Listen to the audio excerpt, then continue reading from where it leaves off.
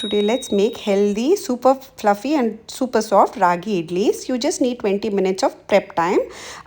First you need to add 1 cup of rice, 1 cup of whole ragi, then you need half cup of urad dal, 1/4 cup of poha and 1 teaspoon of methi seeds. Now just mix all these grains together, and then what you need to do is wash all of them really very well till the water turns clear and let it soak for at least 6 to 7 hours. Now it's been 6 to 7 hours since I've soaked. I've added it to the blender. I'm making a smooth batter. Now the batter shouldn't be too thick or too thin. That is where people go wrong in making batter, and it should be grainy consistency like this.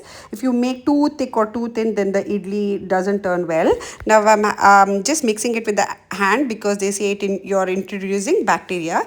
Now I've let it ferment for 6 to 7 hours, and look at how beautifully the batter has fermented.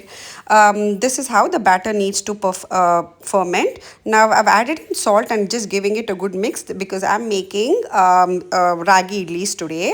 So what I've done is I've greased my idli plates with ghee and I'm pouring in the idli batter. Now I'm keeping the idlis for steaming.